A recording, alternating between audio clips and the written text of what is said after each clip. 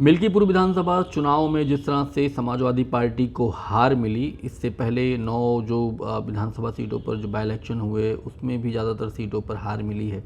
इसके बाद 2027 को देखते हुए अखिलेश यादव अब एक नई रणनीति पर काम कर रहे हैं।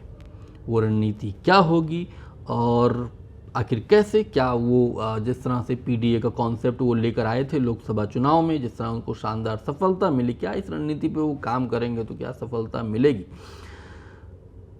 इस वीडियो में इसी पर बात करेंगे। तो सबसे पहले शुरुआत करेंगे भाई उनके जो गठबंधन के साथी रहे कांग्रेस। वैसे अखिलेश यादव ने अभी तक कांग्रेस को लेकर कुछ नहीं बोला है, बल्कि जब ये दिल्ली विधानसभा चुनाव का परिणाम आया और इससे पहले भी अखिलेश यादव जो है आम आदमी पार्टी केजरीवाल के साथ रोड शो उन्होंने किया था, सभाएं की थी, संजय सिंह के साथ सभाएं की, कांग्रेस कुल मिलाकर आम आदमी पार्टी के साथ में वो गए, कांग्रेस के साथ में नहीं गए। तो ये बात समझ में आ रही थी। इससे पहले हम लोग देखते हैं कि जो 9 सीटों पर था इसमें उस पर गठबंधन की बातचीत हो रही थी, 2 सीटें वो दे रहे थे, फिर चर्चा हुई 3 सीटें दे रहे हैं, फिर पता चला कि कांग्रेस ने मना कर दिया, एक भी सीट पर चुनाव नहीं लड़ेगी, सारी सीटों पर समाजवादी पार्टी ने चुनाव लड़ा। और इसके बाद परिणाम भी हम लोग देख रहे हैं क्या आया है परिणाम, और क्या अखिलेश यादव बसपा के साथ जा सकते हैं। बसपा में भी काफ़ी उथल पुथल इस समय मची हुई है। आज की जो खबर है, जो एक बड़े नेता को मायावती ने बाहर का रास्ता दिखा दिया है, उस पर कल बात करेंगे। अभी आज तो अखिलेश यादव पर फोकस करते हैं। तो क्या नई रणनीति हो सकती है अखिलेश यादव की?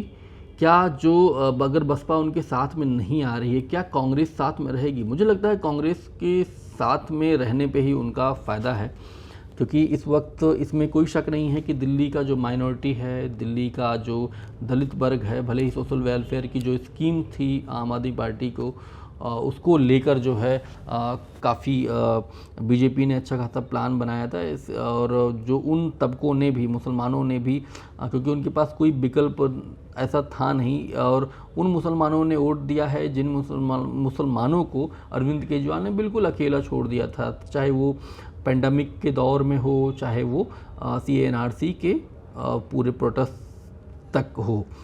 सिर्फ मनीष सिसोदिया ने सिर्फ एक बात कही थी कि हम शाहीन बाग के लोगों के साथ हैं, सिर्फ एक बात। इसके अलावा आपने कभी कोई बात नहीं सुनी होगी, चाहे अरविंद केजरीवाल से या मनीष सिसोदिया से।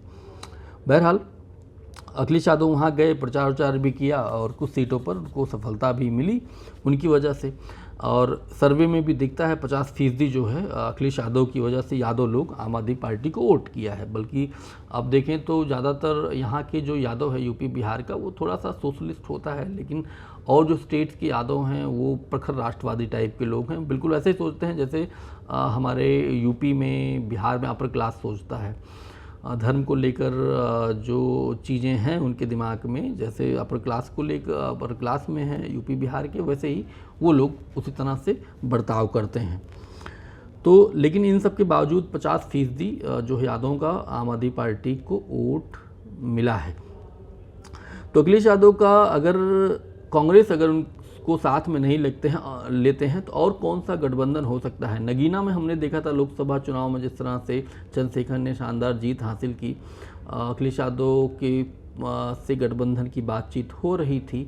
विधानसभा चुनाव में भी बातचीत हुई थी, इसके बाद भी उन्होंने उतनी सीटें उनको नहीं दी। यहाँ तक कि लोकसभा चुनाव में ये भी चर्चा थी कि एक सीट वो दे सकते थे, क्योंकि अखिलेश यादव को उन खतरों के बारे में पता है कि कैसे जो है मान लीजिए आज अगर भाई अखिलेश जो भी है मुख्य विपक्षी दल तो है ही समाजवादी पार्टी, इसके बावजूद जो है अगर मान लीजिए चंद्रशेखर का अगर उभार हुआ तब अखिलेश यादव के लिए बहुत ही मुश्किल हो जाएगा। क्योंकि अगर देखें तो ये जो बहुजन तबका है सिर्फ पिछड़ा और दलित, मतलब भले ही वो उनका लीडरशिप हो, मतलब मायावती चंद्रशेखर को जो ST अनुसूचित जाति का लोगों को ज़्यादा वोट मिलता हो, उधर अखिलेश यादव को पिछड़ों का वोट मिलता हो, विशेषकर यादवों का वोट मिलता हो, तो उन चुनौतियों को देखते हुए उन्होंने गठबंधन नहीं किया था विधानसभा चुनाव में। इसके बाद लोकसभा चुनाव में भी अपना उम्मीदवार उन्होंने दे दिया, कोई PCSJ थे, मतलब कोई जज थे, उनको उन्होंने इस्तीफ़ा दिलवाया। इसके बाद उनको टिकट दिया, बुरी तरह वो हार गए चुनाव। चंद्रशेखर जीत गए, तो उन चीज़ों को भी अखिलेश यादव बहुत उससे देख रहे हैं। साथ में AIM के खतरे को भी देख रहे हैं। जिस तरह से दिल्ली चुनाव में उसने 2 सीटों पर उम्मीदवार जो लड़ाए, और जिसमें से एक सीट पर भले ही हार हुई हो, लेकिन उसने ठीक ठाक नुकसान किया है अमानतुल्लाह खान को, मतलब आम आदमी पार्टी को ओखला सीट पर। वहीं दूसरी तरफ जो है जो मुस्तफ़ाबाद सीट थी, वहाँ पर इनकी वजह से, AIM की वजह से आम आदमी पार्टी बुरी तरह हार गई चुनाव, BJP जीत गई। तो उन खतरों को भी वो देख रहे हैं। पहले तो उनको इनसे कैसे निपटेंगे, चंद्रशेखर से कैसे निपटेंगे, क्या उनको साथ में लाया जा सकता है। AIM के साथ मुझे लगता नहीं है कि अखिलेश यादव जाएंगे, क्योंकि अगर जाते भी हैं तो थोड़ा सा फ़ायदा, ज़्यादा दूर का नुकसान मुझे लग रहा है अपना कर लेंगे, लेकिन AIM के साथ तो नहीं जाने वाले हैं।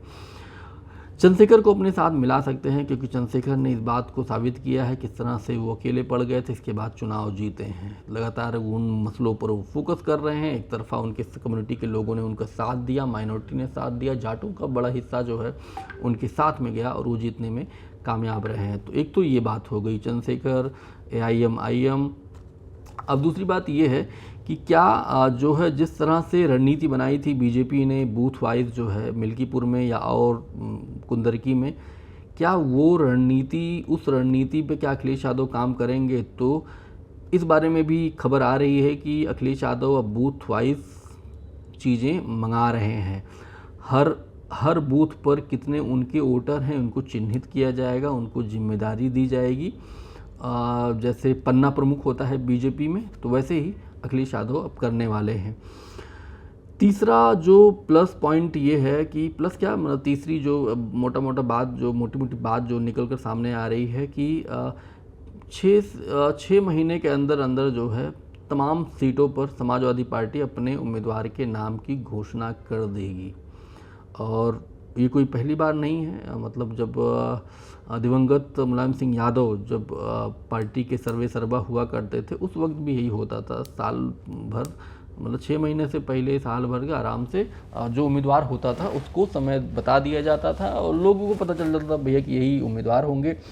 एक्टिव हो जाते थे, वो अपना भी संगठन के तौर पर उस पर काम करना शुरू कर देता था, उस विधानसभा, उस लोकसभा सीट पर, और सफलता भी उसको मिल जाती थी। आखिरी समय पे आप टिकट का अनाउंसमेंट करेंगे, भीतरघात होगा, वो सब ड्रामा जो है ना, इस बार जो समाजवादी पार्टी कोई रिस्क नहीं लेना चाहती। इसलिए जितने भी उसके जो चुनौतियां उसको उस वक्त मिलेंगी, उसको अभी से ही निपटारा वो कर देना चाहती है। जिसको जो विरोध करना हो विरोध करो, पार्टी छोड़ना छोड़ दो, जनता को कंफ्यूज ना हो। मतलब उनका जो वोटर है ना, समाजवादी पार्टी का जो वोटर है, वो कंफ्यूज ना हो, इसलिए सारी चीज़ें पहले से ही बना ली जा रही हैं समाजवादी पार्टी की तरफ से। इस वीडियो में ही इतना ही। आप देखते रहिए अनादि TV डिजिटल। मेरा नाम शैलेंद्र है। बहुत बहुत शुक्रिया, धन्यवाद।